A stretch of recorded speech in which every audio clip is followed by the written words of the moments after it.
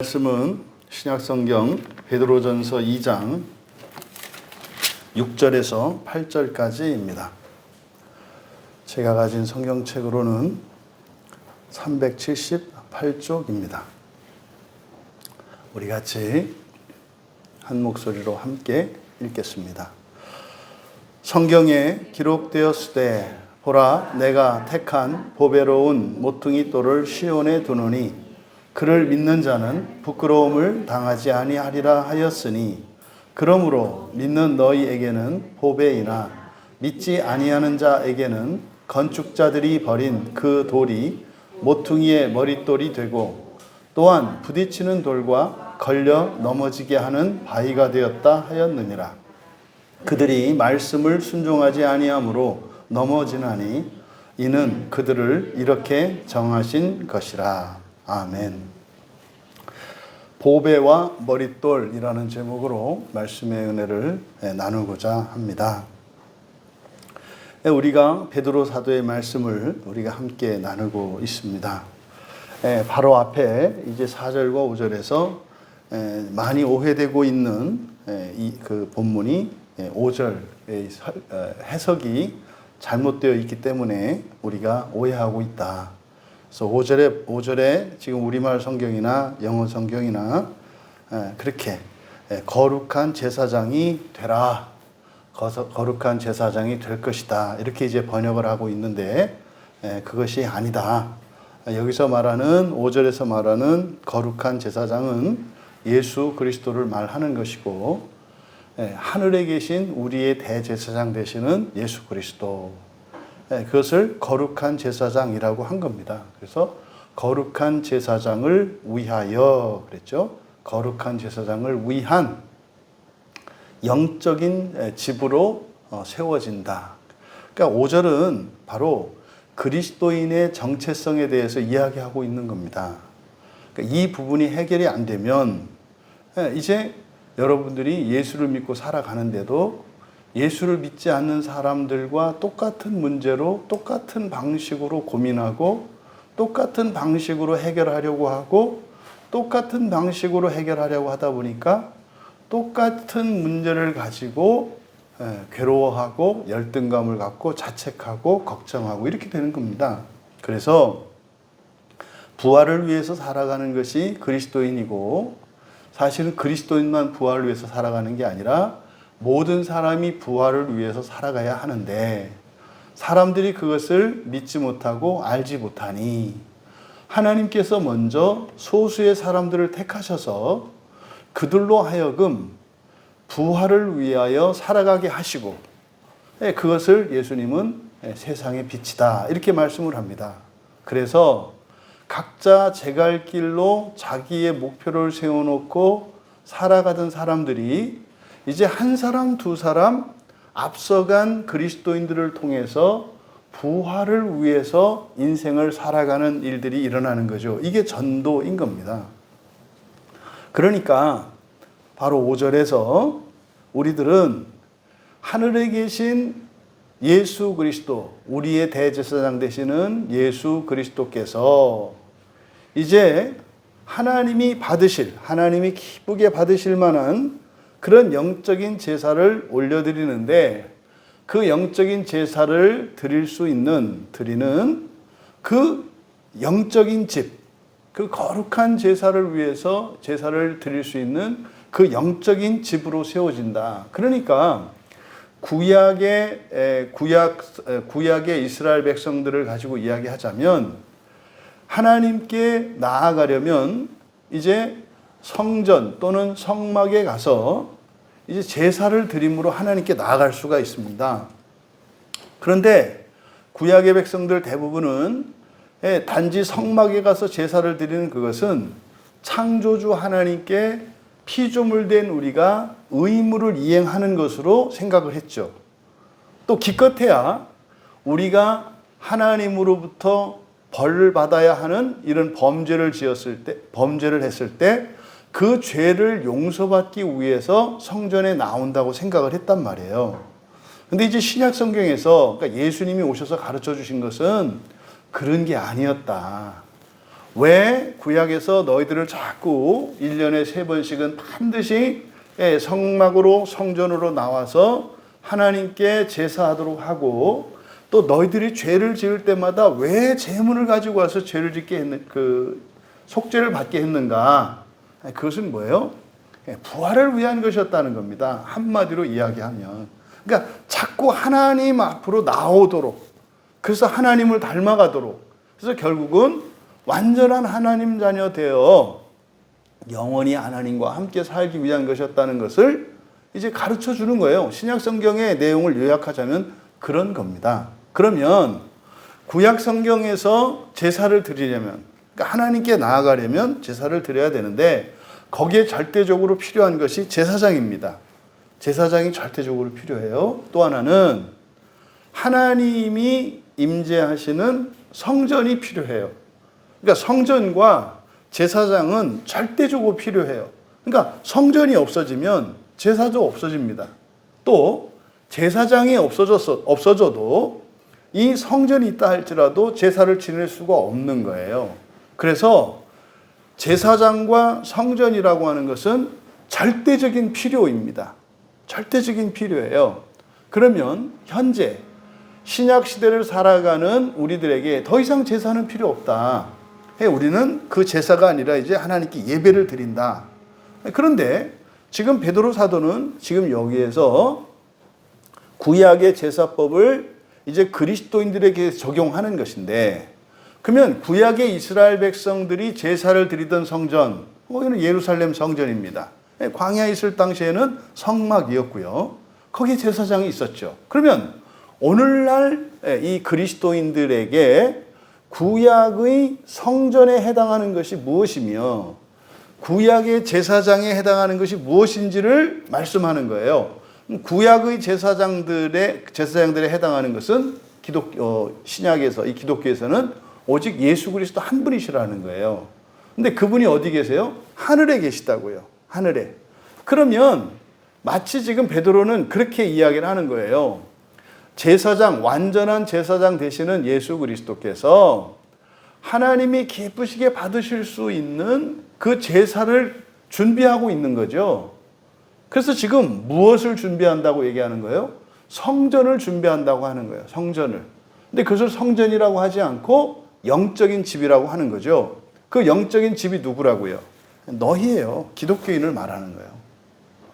그러니까 이것이 그리스도인 된 이들이, 그리고 참된 진리를 깨달은 이들이 어떻게 살아가야 할 것인지, 그리고 인생의 목표가 무엇인지, 또 일상에서 일어나는 모든 일들이 무엇 때문에 일어난 것인지를 깨달을 수 있는 그 진리를 우리에게 가르쳐 주신 겁니다. 그러면 여러분들은 예수님을 믿고 기독교인이 되셨지 않습니까? 그러니까 여러분들도 5절에서 말한 대로 산돌들이라고요. 산돌들. 산돌. 그러니까 살아있는 돌들. 살아있는 돌들이라고요. 그래서요, 결국 보배롭고 살아있는 돌이신 예수님처럼 우리도 살게 되는 거예요. 근데 그 예수님이 어떻게 해요? 모퉁이 돌이라는 거죠. 모퉁이 돌은 뭡니까? 모퉁이 돌은 벽체와 벽체를 연결해서 이 공간을 만드는 데 절대적으로 필요한 거죠.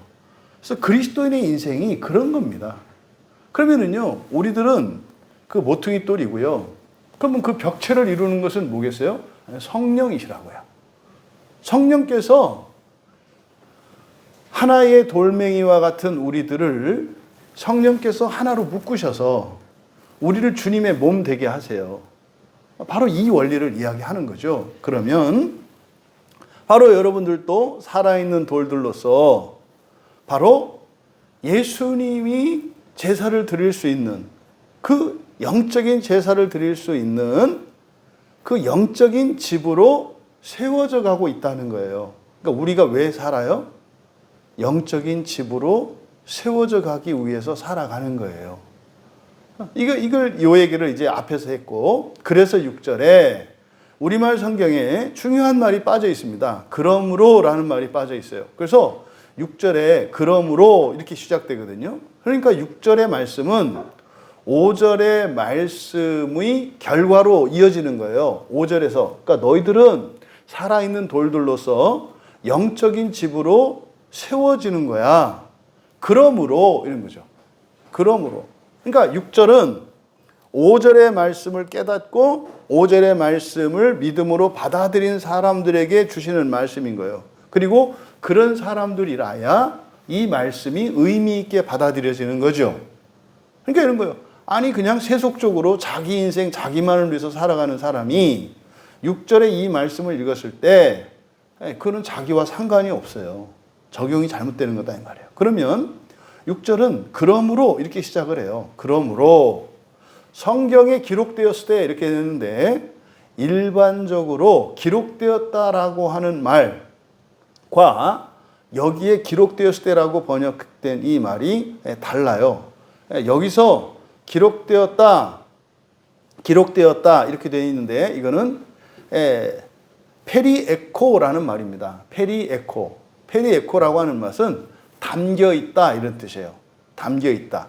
그러니까 의미상으로 보았을 때는 뭐 성경에 담겨 있다고 하나 기록되어 있다고 하나 큰 차이가 없지요.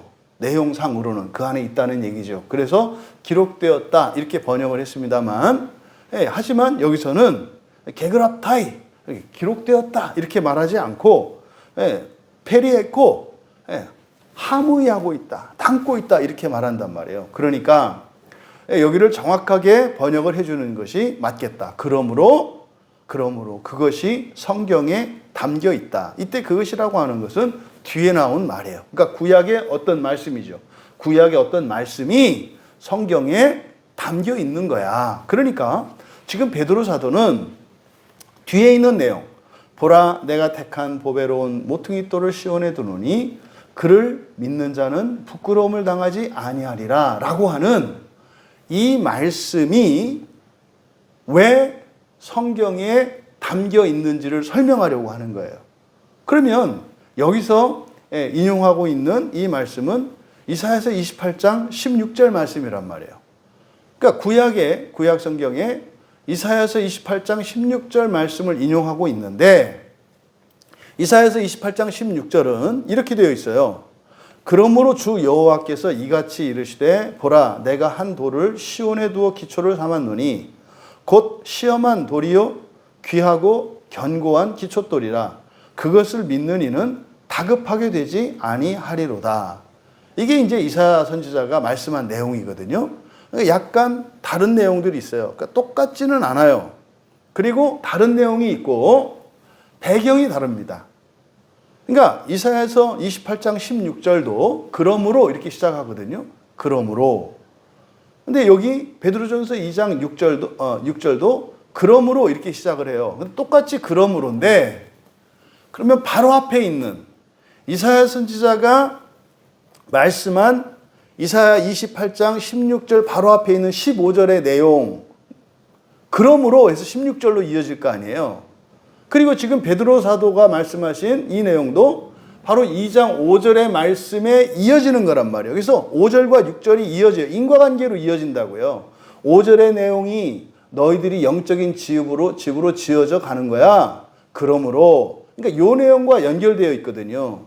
그런데 이사야 선지자가 16절의 말씀에 그러므로 이렇게 했을 때 15절의 내용은 지금 베드로 사도가 말씀한 내용과 전혀 다른 내용이에요. 상반된 내용이에요. 내용상으로 보면.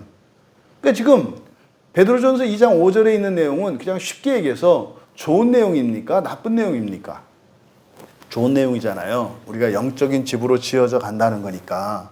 그런데 이사야 선지자가 이사야서 28장에서 말씀했던 그 문맥은 15절은 어떻게 되냐면 너희가 말하기를 이스라엘이요. 우리는 사망과 언약하였고 수월과 맹약하였다. 이게 무슨 뜻인지 아시죠? 사망과 수월과 약속을 했다는 거예요. 무슨 말입니까? 마귀의 말을 따르기로 했고 멸망을 향해서 가기로 했고 지옥을 향해서 가기로 했다는 거예요. 이렇게 말을 하는 거예요. 그래서 넘치는 재앙이 밀려올지라도 우리에게 미치지 못하리니 우리는 거짓을 우리 피난처로 삼았고 허위 아래에 우리를 숨겼음이라 하는도다. 이게 무슨 말이에요? 그러니까요, 이스라엘 백성들이 당시에, 이사야 당시에 이스라엘 백성들이 그렇게 얘기했다는 거예요. 여호와 하나님을 섬기는 게 아니라 우상을 섬겨요. 귀신을 섬겨요. 이것을 사망과 언약하고 수월과 맹약했다. 이렇게 얘기를 하는 거예요. 그러면은 하나님이 분명히 하신 말씀이 있죠. 이스라엘 백성들에게. 만약에 우상을 버리고 여호와를 따라서 여호와의 말씀을 지키며 살아가면 하나님께서 그들의 하나님이 되어서 그들을 지켜주시고 보호해 주실 뿐만 아니라 복과 은혜를 부어주세요.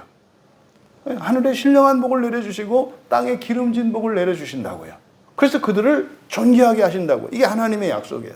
그런데 하나님을 버리고 율법을 떠나서 우상을 섬기고 천사를 숭배하면 거기에는 반드시 하나님의 진노가 임할 것이고 심판이 있을 것이고 멸망이 있을 것이고 질병과 재앙과 역병이 있을 거예요. 그게 하나님이 약속하신 거거든요. 그런 일이 일어나죠.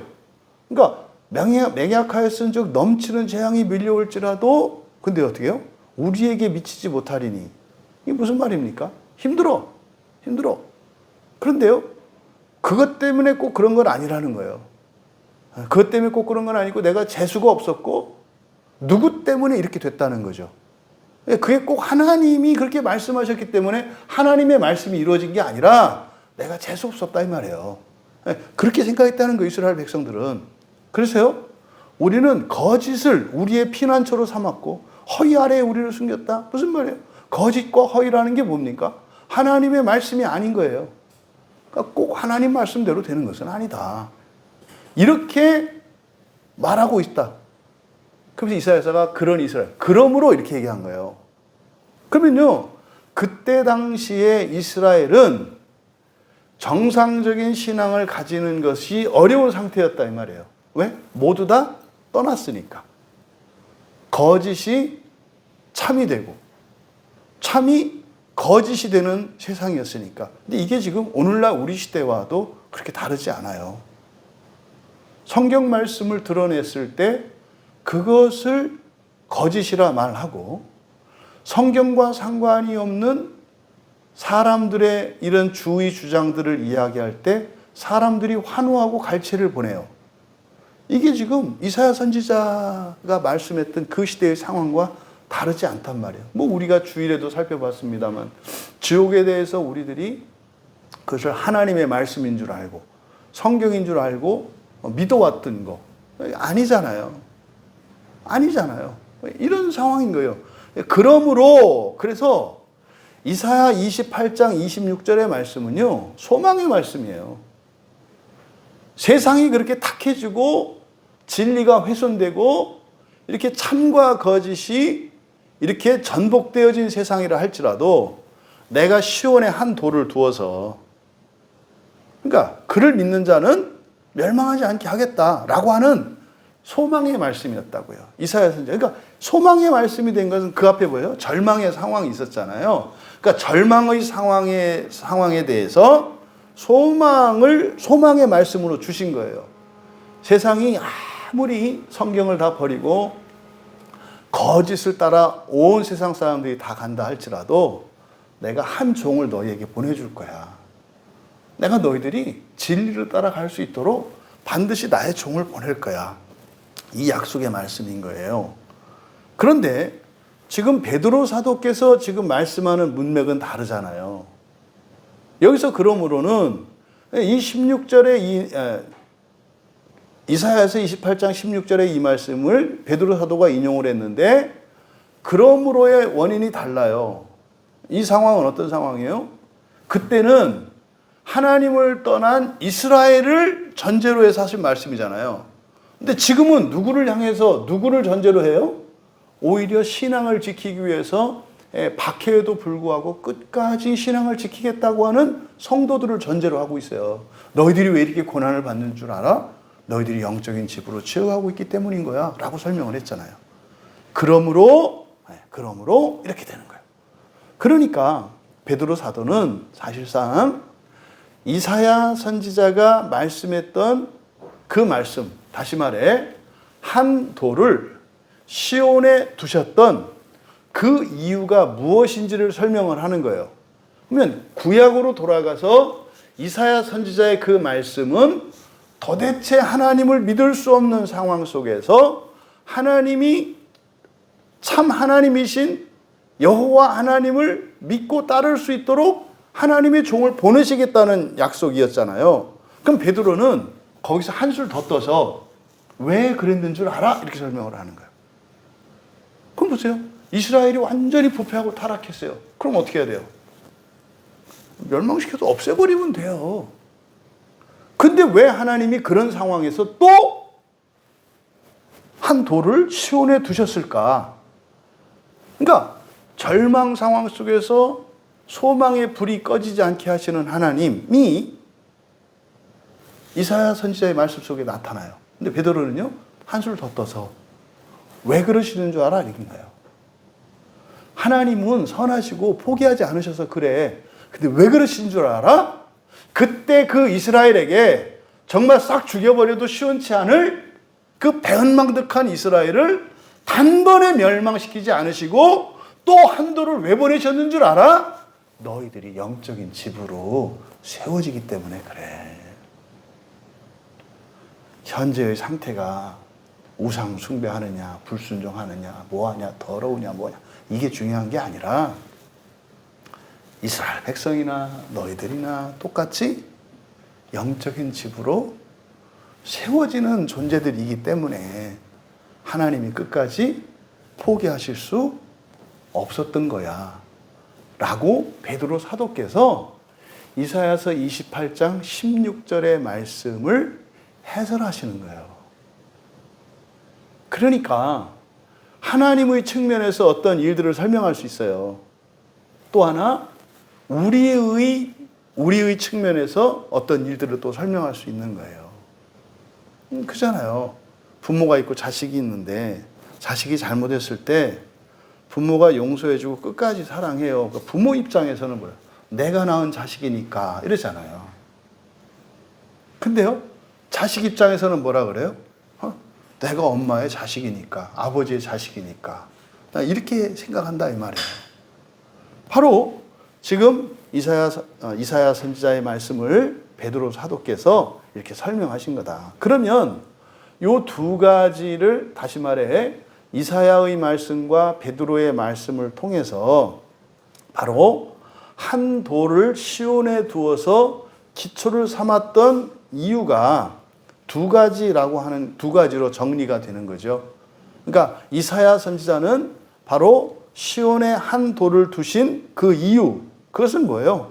이 세상은요, 사망과 멸망으로 이끌면서 거짓과 허위를 드러내기 때문에 그들이 현혹되지 않도록 하나님께서는 반드시 한 돌을 두신다는 거예요.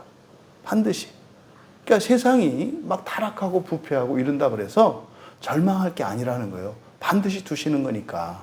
이게 이사야 선지자의 말씀이에요. 그의 말씀대로 실제로 이스라엘이 완전히 하나님을 버리고 떠나고 성경도 마음대로 왜곡시켰을 때 하나님이 직접 이 땅에 오시죠. 초림 예수로 이 땅에 오셨죠.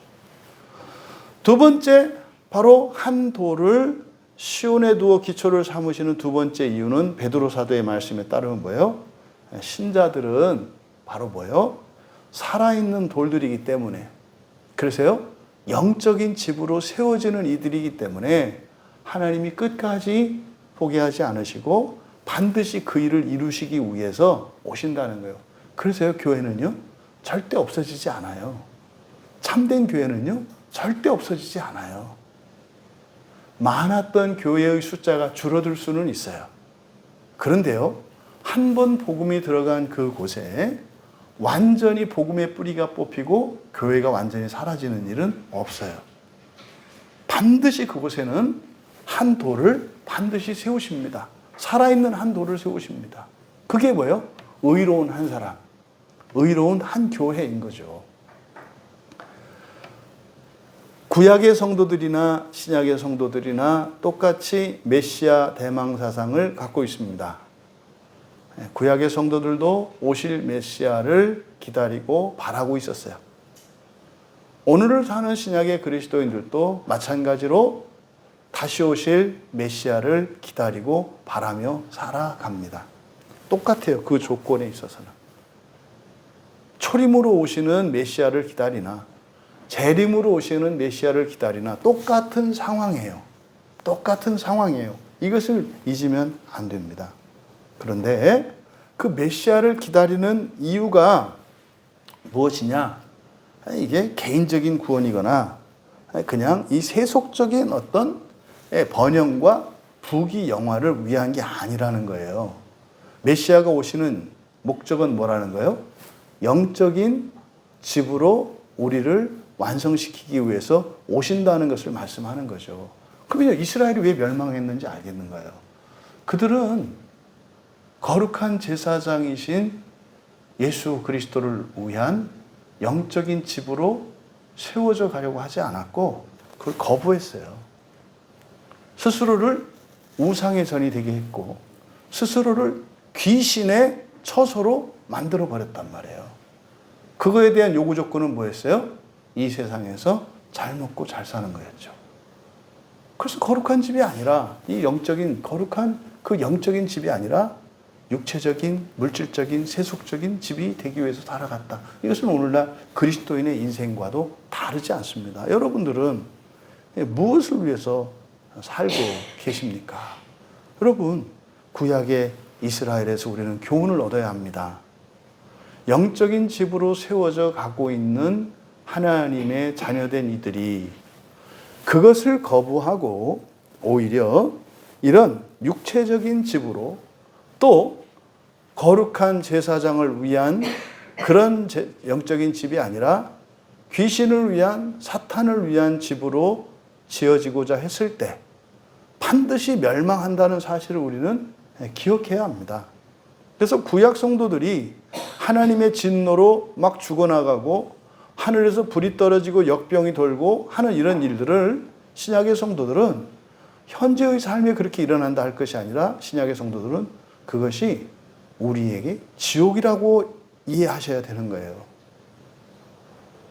이스라엘 백성들 가운데 하나님의 진노로 말미암아 벌을 받고 엎드러지고 죽고 병들고 전쟁이 나고 했던 이런 것들은 신약의 그리스도인들은 그것을 뭘로 이해하셔야 된다고요? 지옥으로 이해하셔야 한다고요. 지옥으로. 바로 그럼 이사야 선지자가 말씀한 이 내용, 내가 택한 보배로운 모퉁이 돌을 시온에 두었다. 그를 믿는 자는 부끄러움을 당하지 아니하리라. 지금 여기서 지난주에도 앞서 설명했습니다만 보배로운 모퉁이 돌, 이게 사실은 그리스도를 나타내는 거예요. 메시아를 나타내는 거예요. 그러면 보배로운이라고 하는 말은 뭐라고 그랬습니까? 이거는 하나님을 수식하는 데만 사용하는 말이라고 그랬죠. 그러니까 보배로운 모퉁이 돌 하실 때 이 보배로운이 나타내는 것은 뭐예요? 한 돌이신 메시아 예수 그리스도시잖아요. 우리는 아니까. 그분이 누구라는 거예요? 하나님이시라는 뜻이에요. 이 보배롭다라고 하는 이 말은, 이 수식어는 성경에서 하나님을 수식할 때만 쓰는 말이라고요. 그래서 말도 안 되잖아요. 돌멩이에다가 어떻게 하나님에 대한 수식어를 써요. 잘못된 거잖아요. 그러니까 예를 들어 그런 거죠. 아버지가 뭐 어린 자식에게 아드님 진지 잡수세요. 이런 말 안 쓰잖아요. 그러니까 돌멩이에다가 어떻게 하나님을 형용하는, 하나님을 수식하는 형용사를 쓰냐고요. 그러니까 이걸 통해서 어떤 사람은 틀렸다 할 거고요. 아니 어떻게 돌멩이에다가 이렇게 이 말을 써? 이거는 어법상 틀렸다 이렇게 말할 거죠. X표 할 거예요. 어떤 사람은. 근데 어떤 사람은 이때 돌멩이라고 하는 것이 바로 하나님을 의미하는 거구나. 근데 어떻게 하나님을 돌멩이로 나타냈지? 그러니까 뭐예요? 하나님이 뭐처럼 보인다고요? 쓸데없는 돌멩이처럼 보인다는 뜻이에요. 그래서 보배로운 돌 했을 때 하나님이 아니라 세상에 쓸데없는, 건축자의 버린 돌이라 하잖아요. 쓸모없는 돌처럼. 그러니까 뭐예요? 오늘날 기독교라고 하는 종교가 쓸데없는 하는 것처럼 보여진다고. 그냥 버려진 돌멩이 같다 이 말이에요. 그런데 그게 뭐다? 보배로운 돌이다. 그러니까요, 우리가 예수 믿는 이유는 하나님 자녀 되기 위해서 믿는 거잖아요. 네, 하나님 자녀 되기 위해서 믿는다라고 하는 것은 바로 여기에서 말하는 것처럼 영적인 집으로 이제 소개된 거예요. 그러니까 바로 보배로운 돌이라고 하는 이 수식어 보배로운이라고 하는 말은 예수님이 하나님이시라는 것을 나타낸다. 두 번째, 모퉁이 돌 그랬잖아요. 그러니까 모퉁이 돌. 그러니까 예수님을 보배로운 모퉁이 돌 그랬단 말이에요. 그러면 모퉁이 돌이 의미하는 게 뭔가? 예, 모퉁이 돌이라고 하는 것은 앞서 말씀드렸던 것처럼, 그래서 지금 우리 예배당도 사각형으로 되어 있지 않습니까? 지금이야 이제 콘크리트로 그냥 다 지어 올립니다만, 예전에는 건물을 이런 방식으로 짓지 않는단 말이에요. 벽체와 벽체 사이에 이게 기둥이 있지요. 그러면 그것을 연결하는 중간 지점이 있어요. 예, 이렇게 한 벽과 또 다른 벽 만나는 모서리 있잖아요. 그럼 이 모서리가 견고하 무너지지 않도록 여기를 지탱하는 돌이 있다고요. 그러니까 이것이 이 건물의 구조를 안정시켜요. 이게 모퉁이 돌입니다. 그러니까 이 돌멩이는 다른 역할을 하지 않아요. 이 돌멩이, 이때가 모퉁이 돌로 쓰이는 돌은 한 가지면 돼요. 단단하면 돼요. 네. 그냥 많은 무게를 감당할 수 있는 돌이면 돼요. 그러니까요, 모퉁이 돌의 최고 조건은 뭐예요? 강도라고요. 강도가 최고로 중요해요. 이 단단함이. 왜? 무게만 버티면 되는 거니까. 그러니까 이 모퉁이 돌이 약하면 큰 집, 높은 집을 지을 수가 없어요. 근데 이 기초가 되는 이 모퉁이 돌이 아주 강하고 견고하고 튼튼한 그런 돌이면 거의 더 높은 그리고 큰 집을 지을 수가 있는 거죠. 그래서 그리스도의 역할을 모퉁이 돌이라고 해요. 근데 그리스도의 모든 것은 모범으로서 우리에게 보여주시기 위한 거거든요. 그러니까요, 아니 왜 모퉁이 돌이라고 그랬지? 그냥 벽이라고 하시지. 그렇지 않아요? 보배로운 그냥 집 이러면 더 쉽잖아요. 예수님이 그냥 집이 되어주시면 되잖아. 예수님이. 그 그리스도가 그냥 집이 되어주면 되잖아요. 완전체로. 얼마든지 할 수 있잖아요. 근데요, 또 집이 안 되면, 정 안 되면, 벽이라도 되어주시면 좋잖아요. 사방벽. 그냥 보배로운 내 벽. 이렇게 얘기하면 필요 없잖아요. 근데요, 벽도 아니에요. 기둥도 아니에요. 단지 뭐예요? 벽과 벽이 만나서 하나의 건축물을 이룰 수 있도록 그냥 받침이 되어주는 거예요. 이게 여러분 기독교 신앙의 굉장히 중요한 개념이에요. 예수님이 이 세상에 오셔서 사셨던 일이 중보자로 사신 거예요. 중보자로. 왕으로, 선지자로, 대제사장으로 해서 우리가 삼중직이라고 하는데 그것 자체를 누리기 위한 게 아니라고요. 예수님이 왕이셨고 대제사장이셨고 선지자이셨는데 그것을 지금 베드로 사도는 무엇으로 표시해요? 무엇으로 설명해요? 모퉁이 돌이었다는 거예요. 예수님이 왕이셨고 제사장이셨고 선지자였다는 것을 말입니다. 하나님과 우리 사이를, 다시 말해서 우리가 하나님의 집으로, 하나님이 거하실 처소로 지어지기 위한 그 기초로 쓰였다는 거예요. 여러분들이 생각하고 있는 예수 그리스도는 왕이셔서 우리를 통치하고 이런 개념은 잘못된 개념이에요. 그게 아니에요. 예수님은 뭐 하시는 분이에요? 섬기러 오셨다고 말을 하는 거예요. 섬기러. 그래서요, 영광이 지극하신 하나님이신 예수님이 고작 하시는 돌이 뭐라고요? 하시는 일이 모퉁이 돌 역할을 했다는 거예요. 교회 이 세계 역사에서 얼마나 많은 기독교인들이 모퉁이 돌이 되기 위한 게 아니라 황제가 되고 제국의 황제가 되어서 세상을 정복하고 다스리려고 하고 있잖아요. 근데 예수님은요, 아니야, 모퉁이 돌 되는 거야, 이렇게 말씀한다고요. 그리스도인의 삶은요, 모퉁이 돌의 삶이에요. 더 많은 돈을 가지고 있어도, 능력을 가지고 있어도, 권력이 있어도 그것을 가지고 우리는 무엇으로 살아야 돼요? 모퉁이 돌로 살아야 된다고요. 여러분들이 회사에서 일을 해요. 직원으로 또 여러분들이 또 가정에서 자녀로 부모로 모퉁이 돌로 살아야 한다는 거예요. 교회에서 모퉁이 돌로 살아야 된다는 거예요. 근데 사람들은요, 각자가 집이야. 자기가 집이야. 자기가 완전체야. 그러니까 몸된 그리스도가 세워지질 않아요. 전부 혼자 팔, 다리, 머리, 심장, 간, 위장 다 하려고 그래 혼자. 그게 아니라 지체로서 우리가 살아가는 거라고요. 예수님 자체도 모퉁이 돌로 사셨다고 이야기를 하는 거예요. 그래서 보배로운 모퉁이라고 할 때 바로 그리스도인의 정체성이 무엇이며 바로 예수님이 어떻게 사셨던 것인지를 가르쳐 주는 겁니다. 이 돌멩이는요, 하찮은 거라니까요. 하찮은 건데 이 돌멩이는 반석에서 쪼개져 나온 거예요. 그래서 뭐 이정표나 이렇게 쓸 때 이정표 같은 거로 사용되는 돌이 여기서 말하는 돌입니다. 그러면 그 보배로운 모퉁이 돌을 시온에 두느니, 시온이 어디예요? 예루살렘이란 말이에요. 예루살렘 성. 그러니까 그러면요, 예루살렘에 성전이 있잖아요. 그러면 그 성전의 기초는 바로 누구라는 거예요? 예수 그리스도시라는 거예요. 성전의 기초가. 근데 거기에 예수 그리스도가 없어. 그러니까 그건 더 이상 성전이 아니죠. 근데 건물은 세울 수 있잖아요. 근데 예루살렘 성전에 가보니까 거기에 모퉁이 돌이 예수 그리스도가 아니야. 다시 말해서 예수 그리스도의 토대 위에 세워지지 않았다 이 말이에요. 그러니까 예수님이 뭐라고 하셨어요? 무너져야 한다. 유럽의 교회들이 왜 무너졌을까요? 거기 모퉁이 돌이 예수님이 아니야. 사람의 돈이고 사람의 권세고 이렇게 지어져 있어요. 그러니까요, 무너져야 하리라. 무너지잖아요.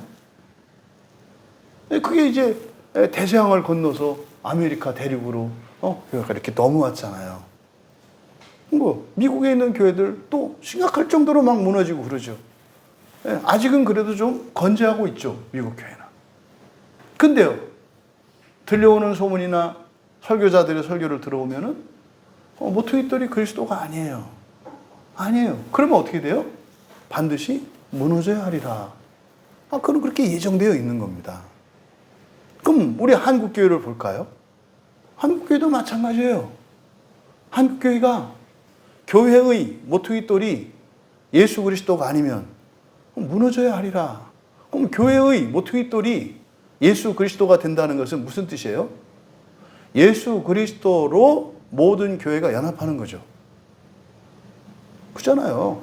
교회를 하나의 벽으로 볼 때 교회가 한 벽체, 한 건물을 이루기 위해서는 같이 연결이 돼야 되잖아요. 그 연결되기 위해서는 모퉁이돌이 있어야 되잖아요. 모퉁이돌이 예수 그리스도라니까요. 지금 보세요. 교회와 교회들이 연결되어 있나요? 뭐 말은 뭐 교리가 어떻고 뭐가 어떻고 뭐가 어떻고 뭐 잘못이 어떻고 그러는데 그거는 또 다른 문제예요. 한 몸을 이루어야죠. 근데 왜 교회들이 이렇게 안 돼요? 모퉁이돌이 없는 거예요. 그러니까 마치 그냥 널판지들로 존재하는 것 같은 상황인 거예요. 그럼 널판지들이 이렇게 서로 연결이 돼야 되는데 그리스도가 없으니까 이게 연결이 안 되고 그냥 개개 교회로만 존재한다 이 말이에요. 그러니까요, 지금 한국교회 상황은 모퉁이돌 대신 예수 그리스도가 없어요. 말은 다 예수 그리스도 하죠. 말은 십자가 얘기를 하죠. 말은 성경을 얘기하죠. 근데요, 말이 중요한 게 아니에요. 하나가 안 되잖아요. 그러면은요, 모퉁이돌이 없는 거예요. 얼마나 많은 교회들이 오직 예수 그리스도, 오직 십자가, 오직 성경이라는 말을 많이 합니까? 차라리 그런 말 하지 않고요. 모든 교회가 한 교회인 것을 믿고 이 교단, 저 교단, 이 교회, 저 교회 할 거 없이 그저 예수를 믿는 사람이면은 한 몸이려니, 한 형제요, 한 자매려니 이렇게 하는 것이 예수 그리스도를 모퉁이돌 예수 그리스도가 모퉁이돌 되신 증거예요. 그러니까 어떤 현란한 신학적 진술들이나 이루어내는 엄청난 사역들이나 이게 중요한 게 아니라 뭐예요? 연합이라니까요. 연합이라니까요. 그러니까 그 시온에 바로 모퉁이돌을 두셨다. 그러니까 예루살렘의 성전이 성전되게 하는 근거가 바로 모퉁이돌이라는 뜻이에요. 그 모퉁이돌이 없고서는 되지 않아. 또 모퉁이돌이 없는데도 교회가 됐대. 교회가 아니다 이 말이에요. 그래서 계속 강조하는 게 뭐예요? 참된 교회와 바른 교회와 잘못된 교회의 차이. 바른 신학과 잘못된 신학의 차이. 구체적인 내용을 몰라도 된다고요. 연합과 사랑을 최우선으로 하면 거기는 바른 교회예요. 근데요, 분열과 미움을 정당화해 잘못된 교회예요. 교회가 아닌 게 아니라 잘못된 교회, 병든 교회라고요. 어떤 경우에도 기독교는 살인과 미움과 분열을 정당화하지 않아요. 어떤 경우에도. 그런데 이게요, 중세교회의 가장 심각한 잘못이 뭐냐면 정의의 이름으로 분열시킬 수 있다고 하는 생각이에요. 정의의 이름으로 증오할 수 있다고 하는 가르침이에요. 이거는 마귀의 생각이에요. 지금 종교개혁자들에게서도 뽑히지 않았던 이 악한 쓴뿌리가 바로 이 부분이에요. 그러니까요, 종교개혁의 후예들은 그들이 이루지 못한 것을 해야 되잖아요. 그렇죠? 그래서 종교개혁 다음에 이루어야 되는 종교개혁은 여러 가지가 있겠습니다만 가장 핵심적인 것은 뭐냐면 종교개혁자들이 극복하지 못했던 미움과 분열이에요. 이거를 극복해야 돼요. 유대인과 비유대인. 성경은 유대인과 이방인이라고 하잖아요. 그거를 유대인들은 과거에 선민의식을 가지고 우리와 이방인들로 차별화했다고요. 잘못된 거라니까요. 근데 오늘날 종교개혁자들조차도 어떻게 했어요? 반대로 구약의 이스라엘은 유대인이 선한 것이고 의로운 민족이고 이방인이 나쁜 거였잖아요. 근데 종교개혁자들 대부분 어떤 생각을 했냐면 유대인은 나쁜 놈들이고 안 유대인은 선하고 의로운 사람이라는 생각을 가졌어요. 이게 뭐예요? 똑같은 사상인데 선과 악만 바뀐 거죠. 이거 마치 정권 교체와 똑같아요. 구약은 유대인 대통령이 정권을 잡았었고 신약은 비유대인 대통령이 정권을 잡아서 근데요 여전히 편을 갈라서 싸우고 있는 것은 똑같다 이 말 이해되지 않으세요? 근데 이 말이 어떤 사람들에게 이해가 안 가요. 아니 그러면 잘못했는데 내버려 두란 말입니까? 아니요. 잘못에 대해서는 잘못이라고 시정하도록 해야 하잖아요. 그렇죠? 그것과 분열은 달라요. 그러니까 애시당초 금을 거놓고 너희와 우리로 나누는 이분법적 사고는 매우 잘못된 거라고요. 이게 지금 종교개혁자들이 가지고 있는 취약점이에요. 그런데 오늘날 이 개신교도도 그 전통을 이어받고 있어요. 그러니까요. 교회 안에 이 우월감과 열등감이 얼마나 많아요. 응? 여러분들을 부끄러워. 그럴 일은 없겠지만 이 작은 교회에서 신앙생활하는 사람들이 대형 교회에서 신앙생활하는 사람 앞에 왜 작아지죠? 네? 수만 명이 다니는 교회에서 신앙생활하는 사람들이 왜 이렇게 당당하게 나는 어디 교회야? 여기 우리 안양 같은 경우에는 은혜의 진리교회가 제일 크니까 그 교인들 항상 당당하게 얘기하죠. 나 은혜와 진리 교회 교인이야. 그게 그 사람하고 무슨 상관이 있어요? 왜 대형교회 다니는 것이? 그러면 그때요? 광야교회 교인이 있어. 난 광야. 왜 이런 일이 일어나죠? 분리된 사고를 가지고 있기 때문에 그렇다 이 말이에요. 이게 지금 우리 광야교회 사명인 것 같아요. 종교개혁자들이 넘지 못했던 그 한계를 넘는 거. 그것의 이제 핵심은 성경이겠습니다만 우리가 넘어야 할 점은 바로 그거예요. 증오심과 분열을 합리화하고 정당할 수 있다고 하는 없어요. 어떤 경우에도 없다고요. 정의의 이름으로 정통이라는 이름으로 가르는 건 없어요. 근데 오래전부터 천년의 중세교회 안에 뿌리 깊게 박혀서 그러니까 항상 주인만 바뀌어요. 근데요 사상은 그대로예요. 진짜와 가짜가 있다. 이게 이제 사실은 칼빈이 끼친 악영향이고 사실은 칼빈이 만든 게 아니라 거슬러 올라가서 이게 아우구스티누스라고 하는 위대한 교부로부터 시작되어진 거예요. 그러니까 엄청나게 위대한 신학자이고 기여한 바도 많아요. 근데요 이 한 가지로 그들의 공로와 이것이 다 소용없는 것이 되어버렸어요. 그러니까 이게 안 바뀌면 오히려 그들의 위대함이 독이 됩니다. 오히려. 그러니까 여러분 보세요. 내 편을 가르는 사람이 절대 권력을 쥐었다고 생각을 해보세요. 이게 지금 우리나라 안에 일어나고 있는 현실이거든요. 여러분 잊지 마세요. 바로 시온에 두신 그 한 돌, 예수 그리스도잖아요. 그분 안에서 모든 것이 화해를 이루고 연합하고 사랑할 수 있게 된 거예요. 이게 교회입니다.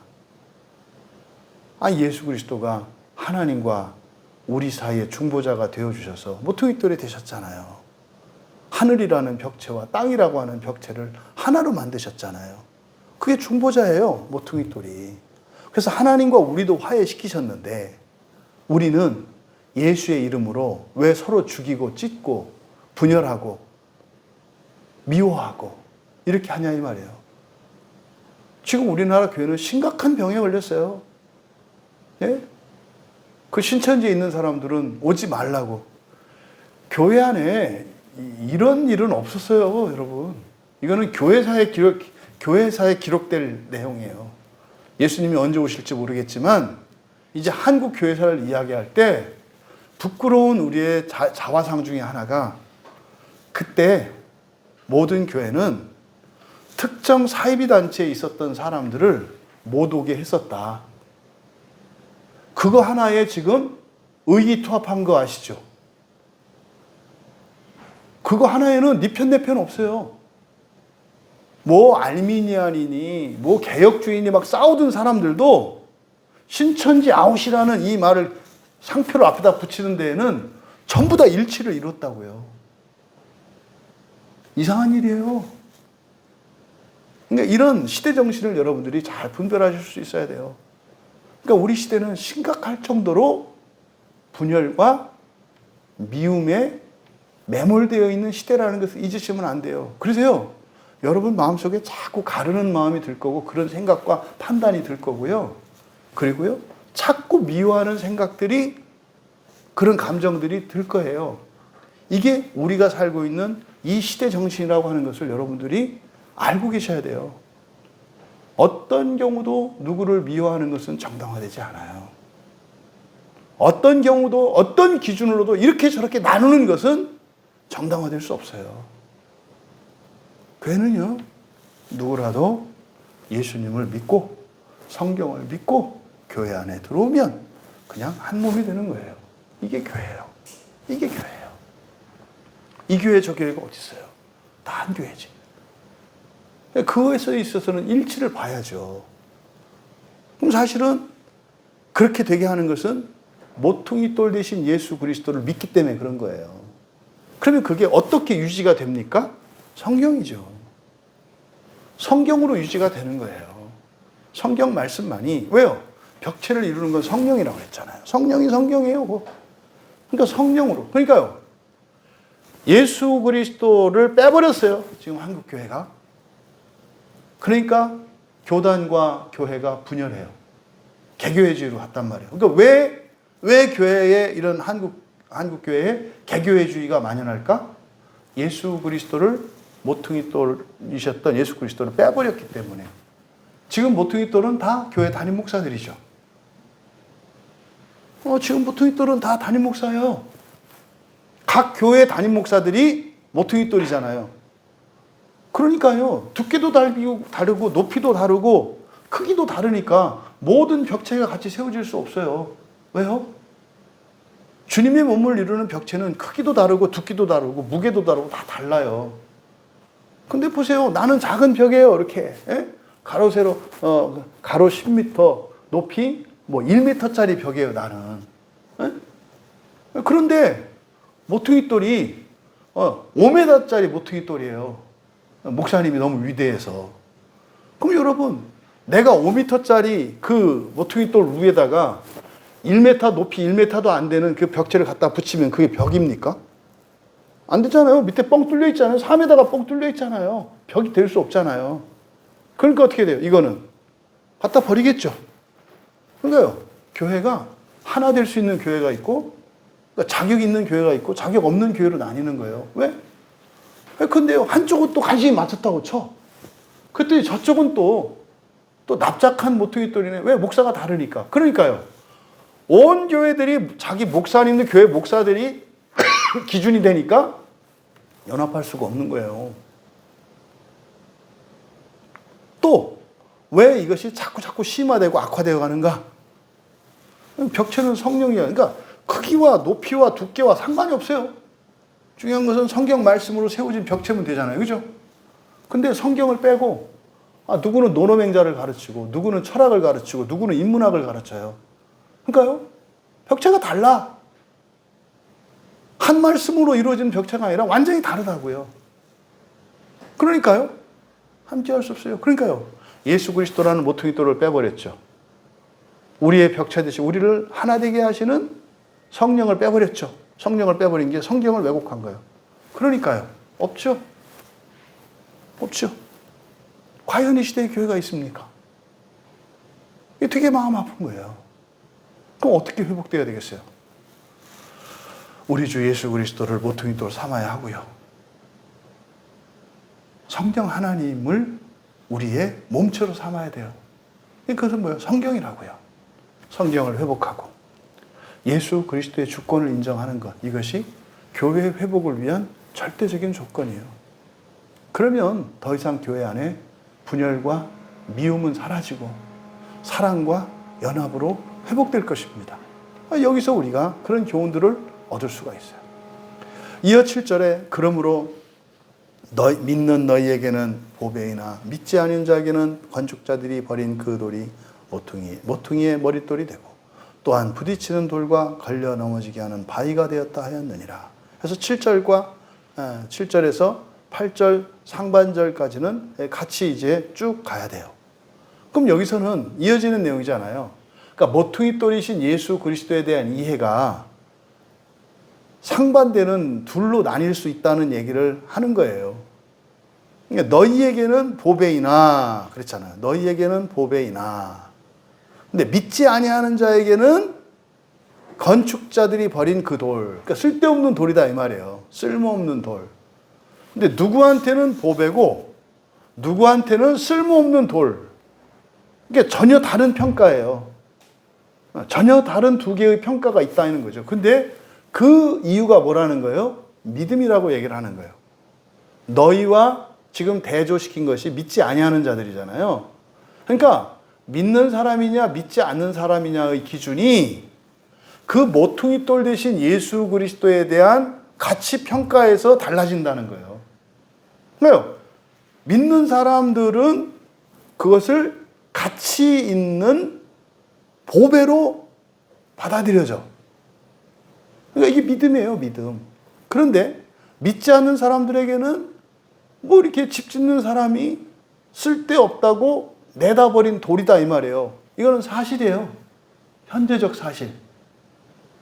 현재적 사실과 믿음이 이렇게 대비돼요.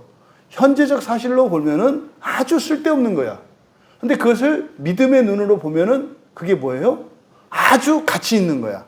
상반되는 평가가 나오잖아요. 이게 우리의 현실이죠.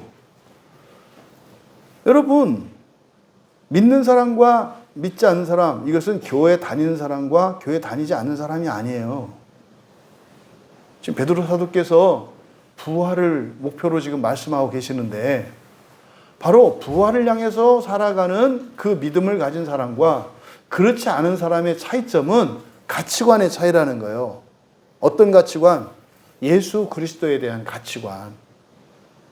어떤 사람에게는 예수 그리스도가 쓸데없는 것이고, 이때 쓸데없다는 것은 뭡니까? 현실적으로 말하는 거예요. 여러분, 이게 남 얘기하는 거 아니에요. 여러분에게 지금 필요한 게 있고 여러분에게 절실한 게 있어요. 이게 현실이잖아요. 여러분의 필요가 있잖아요. 그럼 예수 그리스도가 그것에 과연 어떤 유익을 주고 어떤 가치가 있는가 이 말이에요.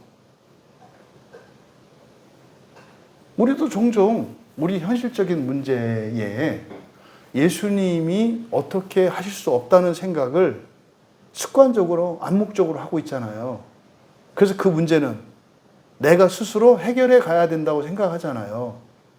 그것을 여기서 믿지 아니하는 자에게는 건축자들이 버린 돌이라고 말한 거예요. 개인적인 문제든 건강의 문제든 양심의 문제든 관계의 문제든 가정의 문제든 현실적인 문제, 이 문제에 과연 정말 나의 능력이 되는 보배냐, 아니면 아무런 영향도 주지 못하는 그런 버린 돌이냐, 이것을 가지고 지금 믿느냐 믿지 않느냐를 이야기하고 있어요. 그러니까 여기서 믿느냐 안 믿느냐는 교회 다니느냐 안 다니느냐 이런 거 아니에요. 칼빈은 이 본문을 갖고 그렇게 주석을 해요. 유대인들이 저주받을 수밖에 없다. 왜? 유대인들은 예수님을 건축자들이 버린 돌로 생각했기 때문에 그들은 멸망해 마땅하다. 우리들은 예수님을 건축자의 버린 돌로 여기지 않고 보배로 여기니까 우리 그리스도인은 복받을 거고 구원받을 거야. 근데 유대인들은 예수님을 십자가에 못 박았으니까 그놈들은 영원한 지옥에 떨어졌어. 이렇게 설명을 해요. 이 본문을 갖고. 여러분, 이거는요, 진짜냐 가짜냐를 이렇게 가르기 위한 기준을 제공하는 게 아니에요. 예수를 믿는 그 믿음의 참된 유익을 누리지 못하는 사람들이 왜 그 유익을 누리지 못하고 살며 그들의 인생에 예수를 믿는데도 불구하고 그들의 인생이 왜 이렇게 괴롭고 힘들고 저주받은 인생과 같이 살아가는지 원인이 무엇인지 진단하고 인생의 고질적이고 근본적이고 자신의 힘으로 어찌할 수 없는 그 문제들을 해결할 수 있는 길이 모퉁이돌이신 예수 그리스도라는 거예요. 당신의 인생의 모퉁이돌을 예수 그리스도로 세우세요. 그분은 보배이십니다. 이 얘기를 하는 거지 구원 받았냐 안 받았냐 이런 얘기가 아니다 이 말이에요. 되게 마음이 아파요. 제가 지금 이 베드로전서 할 때는 칼빈 주석을 꼭 확인을 하거든요. 지금 여기서도 마찬가지로 그렇게 나눠요. 구원 받을 사람과 영원한 저주 받을 사람으로 이 본문을 갖고 그걸 찾아내요. 정당화를. 그런 본문이 아니에요. 믿음과 사실은 말입니다. 맞다 틀리다 할 수 있는 게 아니에요. 우리 솔직하게 생각해 보자니까요. 여러분이 살면서 일상생활에서 일어나는 모든 일에 예수님이 진짜 보배예요. 여러분이 심심하고 우울하고 답답하고 불안할 때 그 문제를 해결해 주시냐고요. 아니잖아요. 현실적으로 우리 안에 믿지 못하는 이게 있기 때문에 그런 일이 일어나요. 그래서 이런 일에서는 예수님과 상관없다고 생각을 한다고요, 우리가. 이게 여기서 말하는 믿지 아니하는 자에게 일어나는 일이에요. 직장 상사가 나를 이렇게 괴롭히는데 뭐 예수님이 이것과 무슨 상관이야. 내가 겪는 거지. 이렇게 생각한다 이 말이에요. 가족 누가 속 썩이는데 이것과 예수님이 무슨 상관이야. 저놈의 문제고 나의 문제고 돈의 문제고. 이게 예수님을 건축자들이 쓸데없다고 내다버린 돌같이 여기는 거예요. 어떻게 예수님이 우리 인생의 그 어떤 문제에 도움이 될 수 없어요? 어떻게 하나님이 할 수 없는 게 있어요? 말은 전능하다며. 전지하다며. 그러니까요, 우리 안에는 보배로 믿는 믿음이 있고요. 쓸데없는 분이라고 하는 사실이 있어요. 우리 안에. 이 실존이 다 같이 있다니까요. 이게 변화되기도 하잖아요. 그러니까 이게 간단한 문제가 아니에요. 여러분 당장 이따 예배 마치고 나가서 나 예수 믿는 사람인데 생수 하나 주세요 하고 편의점 가서 얘기해 보세요. 주나. 그냥 갖고 나와. 왜 그러세요? 예수님 이름으로 다뤄놔요. 이러면 되냐고. 네? 당장 내일 뉴스 날 거 우리 광야교회 교인들 이번 주 한 번씩 다 하기. 그래서 뭐 뉴스 취재 나오고 취재. 안양에서 갑자기 이상한 사람들이 편의점에 나타나서 예수 이름으로 명하노니 내가 생수를 가져간다 하는 사람들이 일어난다는데 갔더니 뭐 이상한 교회더라 뭐 이러지 않겠어요? 안 일어나잖아요. 실제로 예수님이 보배이신데 모든 일에 우리가 원하는 대로 해주지는 않으세요. 내가 원하는 대로 해주지 않으신다고요. 그러니까요, 믿음과 이 현실 사이에 갈등과 긴장이 존재하는 거예요. 어느 누가 예수님을 믿지 않아요. 교회에 있는 사람 다 믿죠. 근데요, 현실 속에는 예수님이 들어와 계시지 않아요. 요 얘기를 하는 거죠, 요 얘기를. 그래서 항상 우리들은요, 갈등을 해요. 예수님이 보배도 보배야. 근데요, 쓸데없는 돌이기도 해. 이게 우리 안에 공존하는 거예요. 그래서요, 예수 믿어서 도움을 받고 유익할 때도 있지만, 예수 믿어서 귀찮고 성가실 때도 있잖아요. 교회 가야지. 또 뭐, 기도해야지. 성경 봐야지. 또 요새 자꾸 그러면 주일 예배 드리고 나면 광고 시간에 맨날 마음기경 해가지고, 마음기경을 꼭 해야 된다고 그래가지고 막 자꾸 죄책감 갖게 만고 이렇게 찔리게 만들고, 뭐 이런 부담이 있잖아요. 예수 믿어서 그런 거잖아요. 이런 게 우리 안에 공존한다고요. 그런 말입니다. 바로 누구에게는 보배고 누구에게는 버린 돌이야. 근데 그게 뭐가 된다고요? 모퉁이의 머릿돌이 되고. 그러니까 건축자가 버린 돌, 쓸데없는 돌. 믿는 자들 너희에게는 보배. 근데 이것이 이제 모퉁이의 머릿돌이 돼요. 모퉁이의 머릿돌. 그럼 이때 모퉁이는 어떤 모퉁이예요? 바로 앞에서 우리가 어떤 집으로 지어진다고 그랬어요? 영적인 집으로. 그러니까 이 모퉁이는 영적인 집의 모퉁이겠죠. 그러니까 예수 그리스도를 영적인 집의 모퉁이로 두었을 때 보배가 되는 거예요. 예수 그리스도를 우리의 현실이라고 하는 물질적인 집의 모퉁이돌로 쓰려고 하면 쓸모가 없다 이 말이에요. 내 욕심을 채우기 위한 나의 성의 모퉁이돌로 쓰려고 하면 가치가 없다 이 말이에요. 그러니까 여기서 모퉁이의 머릿돌이라고 할 때 그 모퉁이의 머릿돌, 그 모퉁이는 영적인 집의 모퉁이돌이에요. 그래서 여러분들이 1차적으로 인생관과 인생의 목표가 바뀌셔야 돼요. 뭐가 돼야 돼요? 영적인 집으로 세워져 가는 이것이 1차적인 목표가 되고 여러분들의 최고의 가치가 돼야 돼요. 그러면 그때부터 모퉁이돌 대신 예수 그리스도가 빛이 되고 능력이 돼요.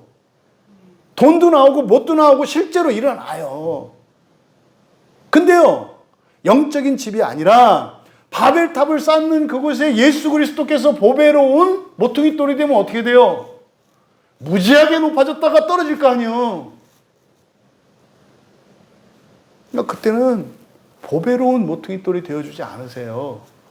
차라리 쓸모없는 자처럼, 헌신짝처럼 그렇게 수치와 모욕을 당하셔도 자신의 명예를 위해서 능력을 행사하지 않으세요. 예수님 입장에서는요, 여러분이 원하는 거 다 해주는 게 좋아요. 예수님 입장에서는. 그러면요, 온 세계 만민이 여호와 이름을 찬양하고 예수 그리스도를 믿을걸요?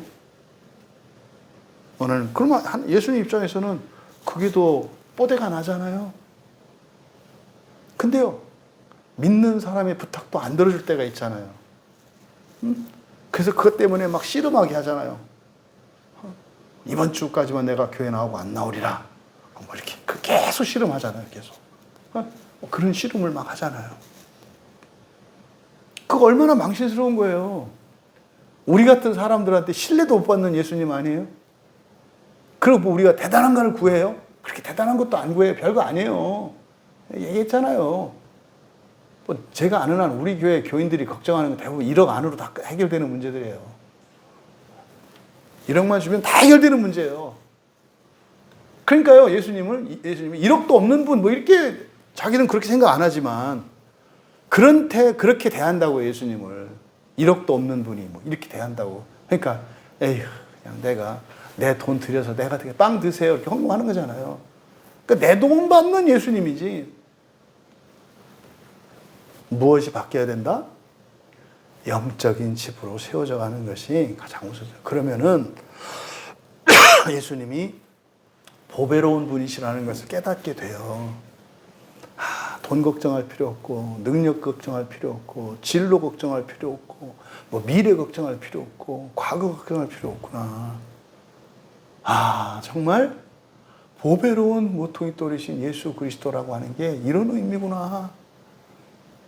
내가 자꾸 영적인 집이 아니라 물질적이고 세속적인 집을 지으려고 하는 이게 문제였구나. 그러니까 보배로운 모퉁이 돌 되시는 예수 그리스도의 도움을 받고 은혜를 받으며 살아가는 게 아니라 자꾸 마귀한테 땡볕 내가지고 달러빚 얻으려고 하는 거 아니에요. 여기저기서 구걸하고. 비참하지 않아요? 돈 꿔주세요, 도와주세요 이렇게 얘기하는 게. 그리고요, 세상의 모든 것은 대가가 있다니까요. 누군가에게 도움을 청했을 때 그 도움을 받으면 그거에 대한 대가를 지불하게 돼 있어요. 이 세상은 거저 없어요. 자기 권리를 얻어도 권리를 회복하는데도 돈 들잖아요. 네? 무슨 말이에요? 자기 권리를 주장하기 위해서도 돈 주고 변호사를 사야 되잖아요. 그게 권리예요? 권리는 당연히 내 거잖아요. 근데 내 거라는 걸 인정받기 위해서 돈 주고 변호사를 사야 돼요.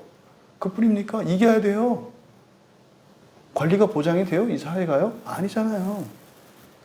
근데 착각해요. 죄송하지만 우리나라 변호사 이 사람들은 거의 대부분은 문제가 많은 사람들이에요. 굉장히 조심해야 되는 사람들이에요. 많은 사람들이 소송 걸러 갔다가 다른 사람 억울해서 자기 권리를 찾으려고 했다가 두 사람 다 나중에 변호사들한테 사기당해요. 변호사들이 중간에 쌈 붙여가지고 계속 소송만 끌면서 자기들 수임료만 받아낸다니까요. 그래요, 세상의 이치가. 그러니까 그런 문제를 어떻게 여러분이 다 해결해요? 다 해결할 수 있다고요. 뭐 하면 돼요?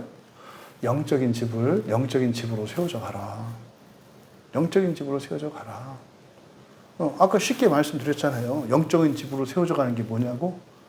미워하지 말고 사랑하고요. 예? 분열되지 말고 연합하라는 거예요. 사랑할 수 없고 미워하지 않을 수 없어도 그냥 울면서 이를 악물고 사랑하려고 해라. 그리고 같이 있고 싶지 않아도 다가오면 받아주고 좀 불편하고 힘들어도 같이 지내라. 이거예요. 이게 영적인 집으로 세워져 가는 거라니까요. 그렇게 사시면 돼요. 근데 그게 유지되려면 어떻게 된다 했어요? 성경 말씀이 했잖아요. 설교 들으셔야 되고요. 성경 읽으셔야 돼요. 그러려면 생각하셔야 되고요. 기도하셔야 되고요. 좀 제가 이렇게 금방 말씀드린 이 내용이요. 인생 어떻게 살아가는 건지 그냥 다 한 번에 답 얘기한 거예요. 이렇게 살면 다 된다니까요, 정말로. 그리고 여러분에게 주어진 일을 여러분의 맡은 자리에서 여러분의 능력 안에서 살아가시면 돼요. 그러면 보배로우신 그 분의 보배로움이 여러분의 것이 된다니까요. 여러분, 정말 예수 그리스도가 여러분의 보배 되시기를 바랍니다. 그래서 영적인 집의 모퉁이 돌이 되셨을 때 드디어 믿음이 승리해요. 현실을.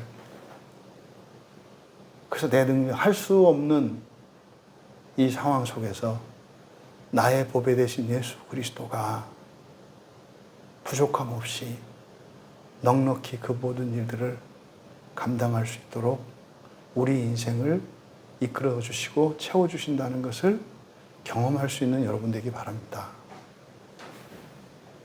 그래서 우리가 비굴하게 살지 않아도 되고요.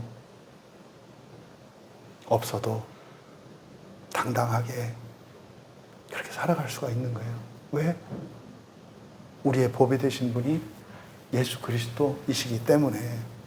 그래서 우리가 고민해야 되는 것은 우리의 인생관을 바꾸는 거다. 응? 우리의 목표를 바꾸는 거다. 이어 8절에 하반절, 부딪히는 돌과 걸려 넘어지게 하는 바위가 되었다. 그러니까요, 영적인 집의 모퉁이 돌, 우리가 영적인 집을 세우려고 할 때 보배가 돼요. 그런데 믿지 아니하는 자들, 그들에게는 뭐다? 부딪히는 돌, 걸려 넘어지게 하는 바위가 되었다. 왜 부딪히게 하는 돌이 되고 바위가 될까요? 아니 그쵸. 버린 돌 길거리에다가 돌을 다 내다 버렸는데 자기가 걸리지 않겠어요? 그런 얘기예요. 만약에 건축 현장에 가면 버려지는 자재나 돌들이 많잖아요. 거기 가면 걸려 넘어지기 쉽잖아요. 그러니까 무슨 말이에요? 여러분들이 예수를 믿어요. 그런데요, 여러분들이 예수님을 믿는 그 믿음을 여러분들이 그 유익을 누리는 게 아니라 그냥 갖다 버린다고, 여러분 생활 공간에다가. 그러니까요, 그게 다 걸리잖아요. 이게 무슨 말이에요? 아이고, 예수를 먹었더니 맥주를 한 잔 제대로 먹을 수 있나? 일요일 날 어디 1박으로 해서 놀러를 갈 수 있나? 뭐 제사 드리면서 그 좋은 술, 그 약주를 먹을 수 있나? 뭐 제사밥을 먹을 수 있나? 이런저런 거 걸리잖아요. 직장에서 회식하는데 뭐 그런 데를 갈 수 있나? 이게 다 걸린다 이 말이에요. 다. 이렇게 하면 되나 안 되나? 저렇게 하면 되나 안 되나? 뭐 이거 다 걸리는 거죠. 다 걸리는 거죠. 이게 지금 여기서 말하는 부딪히는 돌, 걸려 넘어지게 하는 바위라는 뜻이에요. 근데 이게요, 바로 성소가 이사야 선지자가 그런단 말이에요. 예루살렘에 있던 성전이 이스라엘 백성들에게는 영광스럽고 기쁘고 감사한 곳이 아니라 오히려 그게 뭐가 됐다는 거예요? 걸림돌이 되고 걸려 넘어지게 하는 반석이 됐다는 거예요. 미치겠다는 거예요. 하나님 때문에. 저는 뭐 교회 때문에 미치겠다는 거예요. 저는 뭐 예수님 때문에, 성경 때문에 너무 힘들다는 거예요. 고난의 결단, 망기경, 아유, 이놈의 것 때문에 내가 힘들다 이거예요. 이제 설교는 어쨌든 목사님이 줄여준다고 했으니까 주일날은 조금 뭐 믿고 한번 기다려 보겠다마는 이런 게 다 걸려 넘어지는 거예요. 응? 그렇잖아요. 설교 시간이 돈 나눠주는 시간이면 그걸 줄여달라고 하겠냐고. 설교 시간이 여기다가 돈 싸놓고 한 사람씩 나와서 차곡차곡 돈 받아가는 시간이라면 길다고 지루하다고 얘기하겠냐니까요. 1시간만 더 하면 안 돼요? 뭐 이러지 않겠어요? 이게 우리의 실상이 믿지 않은 자의 삶을 살고 있구나. 그럼 왜 이런 일이 일어나는가? 그걸 뒤에서 설명하는 거예요. 그들이 말씀을 순종하지 아니함으로 넘어진다. 뒤에 있는 번역은 좀 이게 매끄럽게 안 돼 있어요. 그래서 그가 이거는 이제 이사야서 8장 14절의 인용이거든요. 지금 8절에 있는 부딪히는 돌, 걸려 넘어지게 하는 바위가 되었다. 이사야서 8장 14절의 인용이에요. 그래서 같은 내용인데 성경을 할 때 7절과 8절로 이렇게 나누는 거예요. 한 문장임에도 불구하고 인용이 다르기 때문에. 그럼 이사야서 8장 14절의 내용은 이렇게 돼 있거든요. 그가 성소가 되시리니 그러나 이스라엘의 두 집에는 걸림돌과 걸려 넘어지는 반석이 되실 것이며 예루살렘 주민에게는 함정과 올무가 되시리라. 여호와 하나님의 성전이 그들에게는 괴롭고 힘든 것이 될 거라는 거예요. 오늘날 그리스도인들에게 교회가 힘들 거라는 거예요. 모이는 게 귀찮고 성가신 게 될 거라는 거예요. 그래서 이제 목사님들이 대놓고 어떻게 해요? 신자의 도리와 의무들을 하지 않아도 된다고 얘기를 하고, 모이지 않아도 된다고 하고, 편한 대로 집에서 인터넷으로 예배 드린다고 한다 이 말이에요. 똑같이 일어나요. 너무나 놀라울 정도로 똑같이 일어나요. 똑같이. 왜 그래요? 그냥 교회가 걸림돌이니까. 여러분, 교회에서 헌금하고 소리내서 찬양하고 예배드리고 이런 게 왜 걸려 넘어지게 하는 돌이 될까요? 헌금하지 말라고 그러니까 교회 갈 만난다. 어디 이렇게 될까요? 그게 무슨 말인지를 몰라.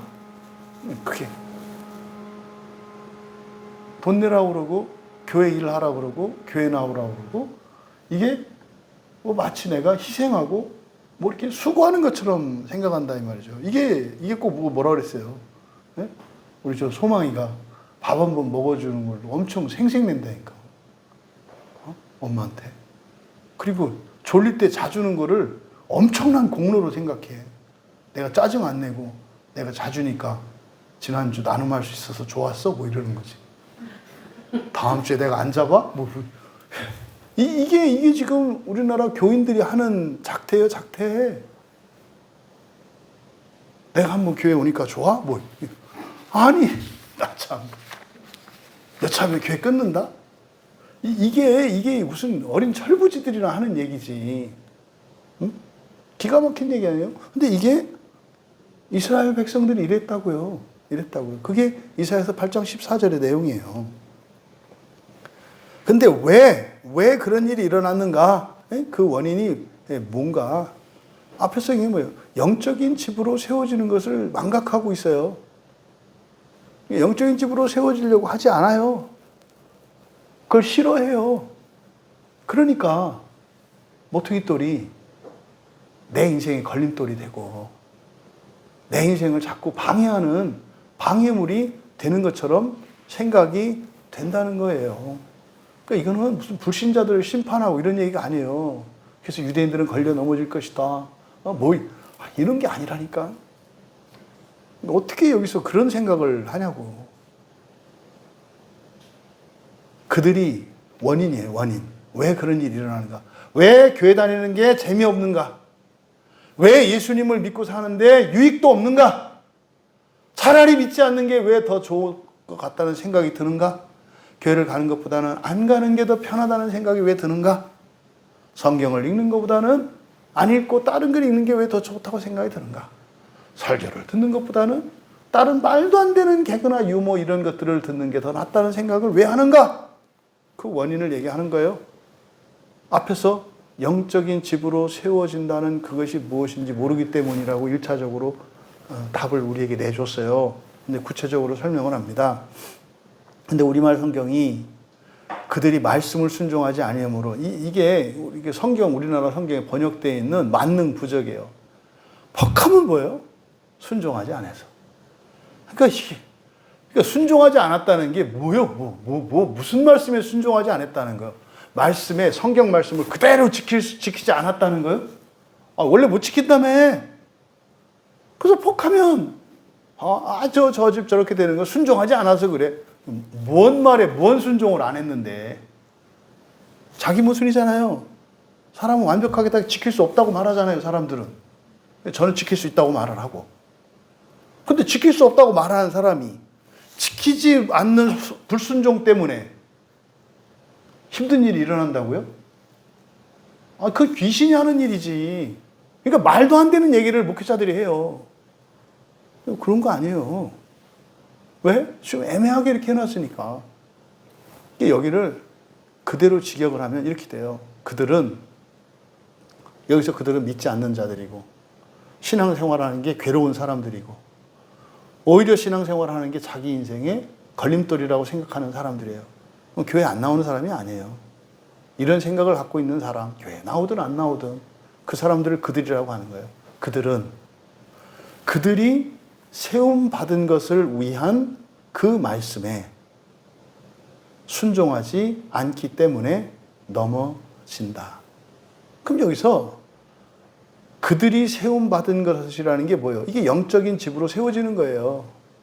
너희들은 영적인 집으로 세워지는 거야. 그 말씀을 받아들이지 않는다는 거예요. 그 말씀을. 여기서 영적인 집으로 세워진다는 게 뭡니까?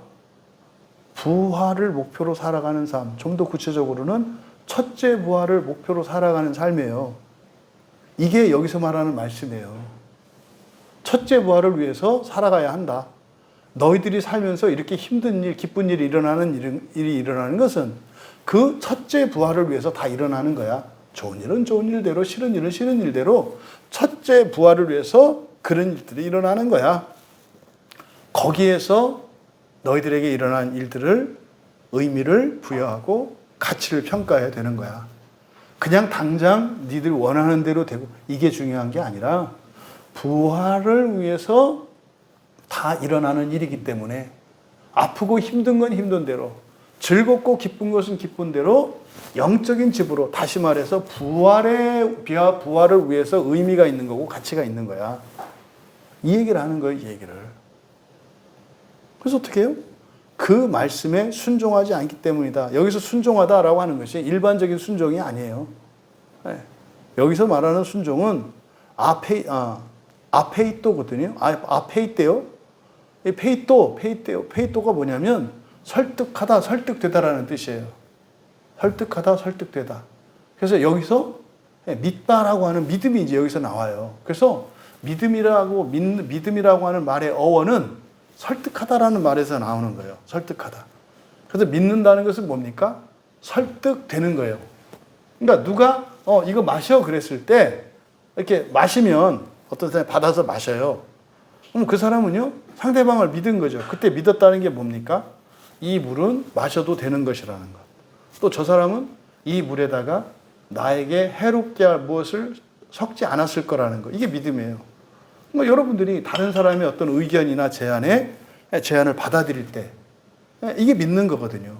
말씀드렸죠. 잘 믿는 사람들은요 이유 없이 상대방의 의견을 무시하지 않아요. 그냥 여러분 식당 밥 먹으러 갔을 때 그 조심하라 그랬잖아요. 밥 먹으러 갈 때 보통 우리나라 사람들이 메뉴 결정할 때 다 보통 보면 뭐 아무거나 해 뭐 이렇게 다 얘기를 하잖아요. 뭐 시킬까? 나 뭐 아무거나 괜찮아. 뭐 시켜 이러잖아요. 왜 그럴까요? 왜 사람들이 자기가 먹고 싶은 걸 말하지 않고 그냥 아무거나 해? 사실은 그러니까 진짜로 뭐 아무거나 상관이 없어서 그럴 수 있는데 근데 그런 건 없는 거예요. 그런 건 없는 거예요. 왜 말을 못 할까요? 두려움 때문에 그래요. 두려움 때문에. 뭐 다 짬뽕 먹는데 나 혼자 짜장 먹는다고 하면은 아유 입맛이 어떻게 그냥 애들 입맛이야 뭐 이런 말 들을까봐 짜장 소리를 못 하는 거예요. 그리고 짬뽕 먹고 그날따라 짬뽕이 맛없으니까 집에 가서 짜파게티 끓여 먹는 거예요. 두려움 때문에 그래요. 수치심 때문에 그래요. 그러니까요. 자기 의견을 말하지 않는 거예요. 그러니까 자기 의견을 말하지 못하는 사람들은요. 거짓 감정에 사로잡혀 있기 때문이거든요. 그걸 여러분들이 염두에 두시고 마음대로 시켜라고 해도 그 사람은 뭐 한 거다? 먹고 싶은 게 있는데 말을 못하는 거다. 이렇게 생각하셔야 돼요. 그렇게 했을 때 그래? 알았어? 혼자 가가지고 다 시켜놓고 뭐 시켰어? 뭘 뭐 시켜? 뭐 아무거나 시키라며. 내가 말을 시켰으니까 먹어. 그래도 뭔지 좀 알려줘. 뭐 이렇게 말이 많어? 아까 그 말하든지. 이런 식으로 가면 안 되는 거예요. 알아서 시키라고 해도 그 사람이 먹고 싶은 게 있다. 금세 나오죠? 마음대로 시키라고 해놓고 짜장 시켰으니 아니 짜장 말고 간짜장 이렇게 나오잖아요. 그리고 여러분들이 마음대로 하라고 그랬으면 어떻게 돼요? 상대방이 마음대로 하도록 내버려 두셔야 되는 거예요. 여러분들이. 그래서 말하는 사람과 듣는 사람 입장을 잘 고려하셔라. 그러니까 왜 이 얘기를 해요? 이게 지금 페이토라는 말이 그런 뜻이에요. 믿는다는 말이 설득에서 오는 거예요. 설득한다라는 말에서. 근데요, 예수 그리스도가 십자가에서 나를 위해서 죽어주셨다는 게 이해가 안 돼. 근데 믿어져. 이성으로 아는 게 아니라 그때 믿어져. 제가 예수 맨 처음 믿던 날 예수님이 2000년 전에 십자가에서 나 때문에 나를 위해서 죽으셨다는 게 믿어지더라고요. 미치겠더라고요. 왜 나 때문에 예수님이 죽어요? 왜? 미안하고 죄송하고 죄책감도 들고 미치겠더라고요.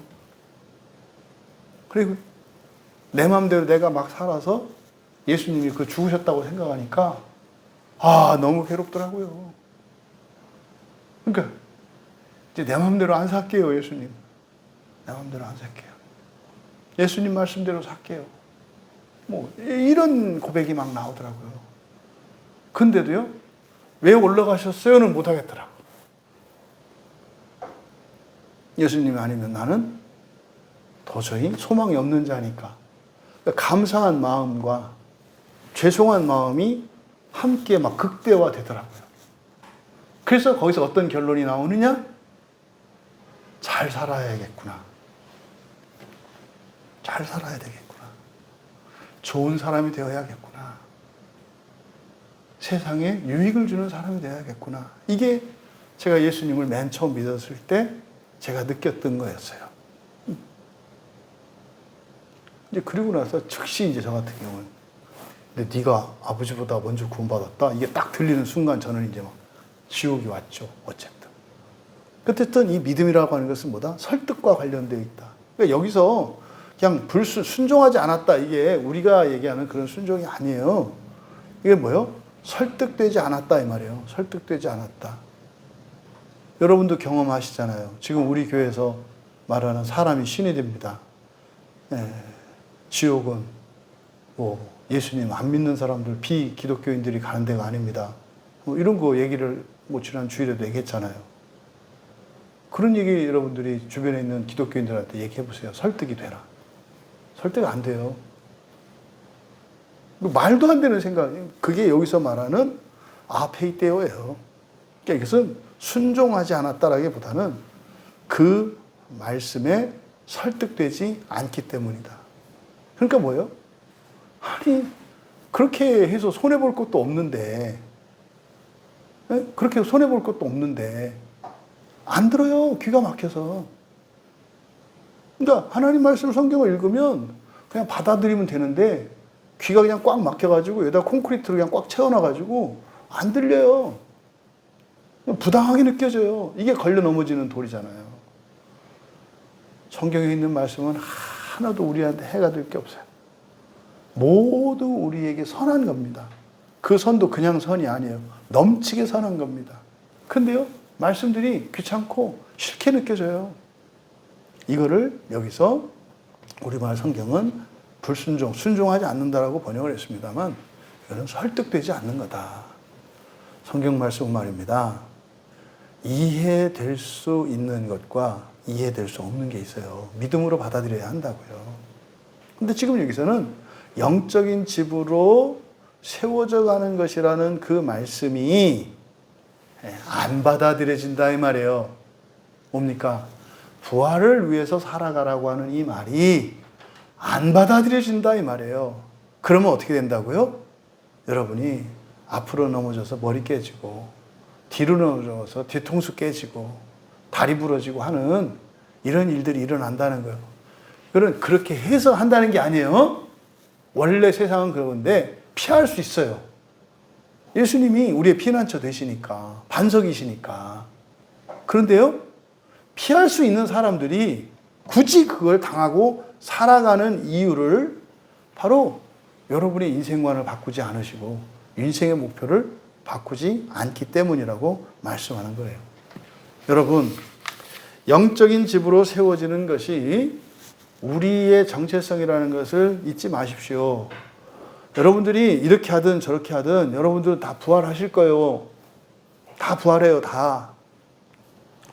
그런데 즉시로, 주님이 오실 때 즉시로 부활하는 사람이 있고 정말 세상의 끝에 마지막에 부활하는 사람이 있을까요? 종말론적으로 그게 뭡니까? 지옥에 갈 수 있는 사람과 지옥에 가는 사람과 가지 않는 사람이 있다는 거예요. 근데 그게요, 현재의 삶 속에서도 이게 영향을 미친다고요. 현재의 삶 속에서도 자기가 한 것만 가지고 자기 능력만 가지고 살아가는 사람. 근데 그것도 안 되거든요, 결과는. 근데요, 자기의 능력이 아니라 보배 되시는 예수 그리스도의 능력과 지혜와 도움을 받고 살아가는 사람이 있다 이거예요. 이 사람들이 지옥 안 가는 사람들이에요. 이걸 은혜의 삶이라고 그랬잖아요. 그게 여러분에게 주어져 있어요. 근데 왜 못 누려요? 여러분들이 바로 영적인 집으로 세워지는 것, 다시 말해 부활을 위해서 살아가야 한다고 하는 그 말씀을 받아들이지 않기 때문이라는 거예요. 1차적으로 여러분이 그 말씀을 받아들이시고 부활을 목표로 살아가시는 여러분 되시기 바랍니다. 두 번째로, 이렇게 살아가는 것이 믿지 않는 사람들에게는 동의되지 않고 그것을 어리석게 봐요. 반드시 공격이 온다니까요. 반드시 핍박과 반드시 이런 모멸과 이게 반드시 와요, 반드시. 그러니까 이게 뭐 누구한테 받느냐, 또 얼마나 어느 정도로 받느냐는 다르겠습니다만 이런 저항과 반대는 반드시 오는 거예요. 왜요? 그 사람들에게는 쓸모없는 버린 돌이거든요. 근데 그거를 여러분들이 애지중지하면서 그걸 붙들고 살아가니 여러분을 사랑하는 사람들이 그걸 내비두겠어요? 버리라고 그러겠지? 그거 버려. 길거리에 다 버린 게 그 건축자들이 그 쌓아놓은 그 폐자재 길거리에 깔려있는 게 그건데, 그게 뭐예요? 복음이 깔려있는데, 교회가 깔려있는데 뭘 꼭 그걸 하려고 그래? 버려. 이런 일들이 반드시 일어난다고요. 그건 외부로뿐만이 아니에요. 나의 내면으로부터도 오죠. 이게 맞나? 뭐 이런 게 이제 온다 이 말이에요. 하나님이 사람이 되셔서 왜 이 땅에 오셨는가를 생각해 보세요. 우리가 이해하고 납득할 수 있는 일을 위해서, 또 하나님이 아니시라면 할 수 없는 일이 아니라 다른 누군가, 다른 어떤 능력으로, 다른 어떤 것으로 할 수 있는 일을 더 잘할 수 있기 때문에 오셨을까요?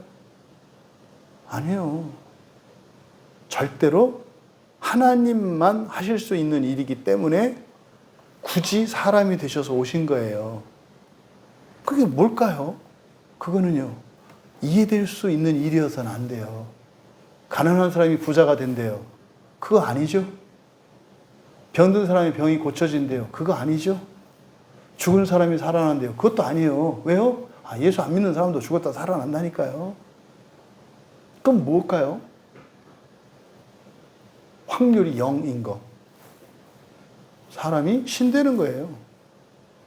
부활이에요.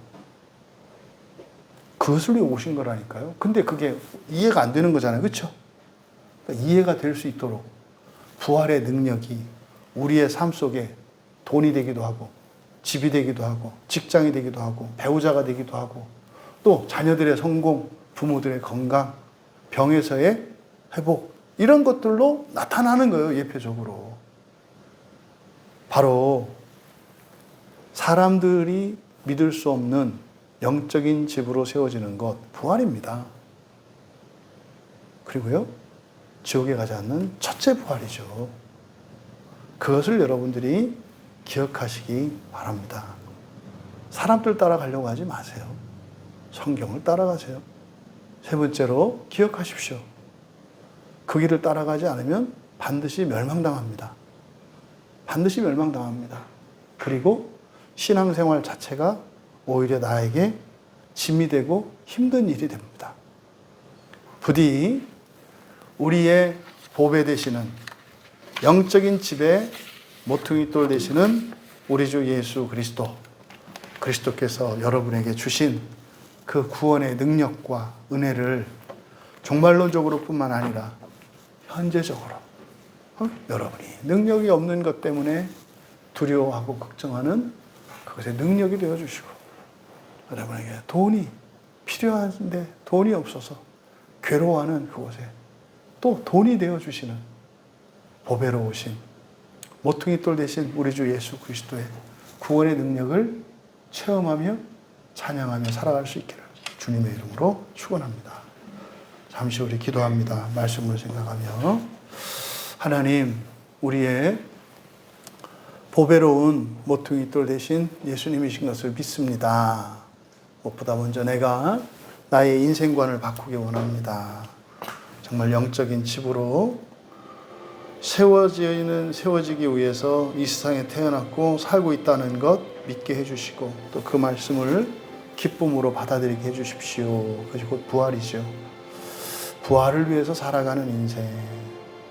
그래서 그동안 내가 좋고 싫고를 판단했던 그 기준, 그 모든 기준을 허물게 하시고, 일상에서 일어나는 모든 일들을 부활에 유익한 것으로 해석하고 부활을 위해 의미 있고 가치 있는 것으로 우리가 믿고 살아갈 수 있도록 나를 바꿔주시옵소서. 또 우리나라와 민족, 현재 당면한 과제가 있습니다. 남과 북이 전쟁의 상태고 심각할 정도로 이 나라가 정치인들에 의해서, 특히 이 정치인과 언론인들, 이 사람들이 주범이에요. 제가 볼 때는 이 정치인과 이 언론인들이 국민들을 막 분열시키고 거짓을 일삼고 이런 정말 못돼 먹은 일들을 하고 있어요. 이게 우리 생각으로는 소망이 없습니다. 진짜로. 이 나라에 힘 있는 사람들이 저 모양인데 우리나라의 미래가 어떻겠어요. 하지만 우리의 능력은 우리의 보배로우신 모퉁이돌, 살아있는 예수 그리스도, 이분이 우리의 능력이니까 우리의 보배롭고 살아있는 돌 되시는 그리스도 예수여, 이 나라를 고쳐주시옵소서. 이 나라를 회복시켜 주시옵소서. 전쟁이 없게 하시고 우리나라에 있는 이 분열과 차별 그리고 거짓과 온갖 악들을 일소하여 주시옵소서. 기도해 주시고, 한국교회를 위해서 기도할 때 우리 주 예수 그리스도가 한국교회의 모퉁이돌이 되게 해 주시옵소서. 모퉁이돌 대신 예수 그리스도의 자리에 들어가 있는 다른 것들, 1차적으로는 개교의 목사님들, 2차적으로는 신학, 3차적으로는 돈과 여러 가지 물질들입니다. 예수 그리스도 자리를 대신하고 있는 사랑, 신학, 물질, 이것을 한국교회에서 뽑아주시고 그것 가운데 예수 그리스도가 모퉁이돌 되어주셔서 한국교회가 하나 되게 하여 주시옵소서. 또 성경입니다. 성경을 회복시켜 주셔서 모든 교회가 거룩한 주님의 몸이 되게 하여 주시옵소서. 우리 한국교회를 위해서, 우리 광야교회를 위해서 기도하실 때 이제 8월에 스리랑카 선교 정탐이 있습니다. 그리고 박래면 집사님, 교인인 동시에 또 사실 우리 교회 낙도 선교사의 전도자라고 봐도 조금도 손색이 없습니다. 하나님, 이 매물도를 우리 광야교회에게 또 분깃으로 주셨사오니 그 땅을 참된 하나님의 말씀으로 정복하게 하옵소서. 돈과 무엇이 아니라 복음으로 사랑으로 매물도를 감화시키게 하옵소서. 그래서 이제 박남현 집사님 있기 이전에는 사람들이 경험할 수 없는 마을 사람들의 화목과 친절과 사랑을 회복시켜 주시옵소서. 또 그것에서 지내시는 동안 우리 크리스티나 선교사님, 또 박남현 집사님, 또 지금은 우리 병진이도 함께하고 있죠. 지켜주시고 은혜를 주시옵소서 기도하시고, 우리 광야교회 사명, 말씀의 사명이고요. 시대적 사명이고 공교회적 사명이 있는 교회입니다. 그래서 이런저런 우리 지체들이 겪는 시련과 아픔들이 있는 거예요. 하나님, 우리 광야교회 모든 지체들 은혜가 마르지 않게 하시고 넘치게 하여 주셔서 모든 환난과 시련을 넉넉히 이기게 하시고, 또 우리들의 수고가 헛되지 않게 하셔서 우리 지체들의 그런 믿음과 은혜로 첫 번째로 가족과 일가 친지 화목하게 하시고, 그리스도 안에서 참된 연합을 모든 지체들의 가정 안에서 이루어 주시옵소서. 또 내가 아는 내 주변에 있는 그리스도인들 그리고 친구들과 이웃들에게도 동일한 은혜를 내려주시옵소서. 우리 광야교회 예배드릴 때마다 언제나 은혜가 넘치게 하시고, 단 한 사람도 은혜가 느껴지지 않고 채워지지 않고 빈 가슴으로 돌아가는 사람 없게 하시고, 언제나 교회 왔다가 말씀 듣고 돌아갈 때 그 심령이 은혜로 꽉 채워지게 하시고 흘러 넘치게 하옵소서. 우리 같이 기도하시고 개인적으로 기도하겠습니다.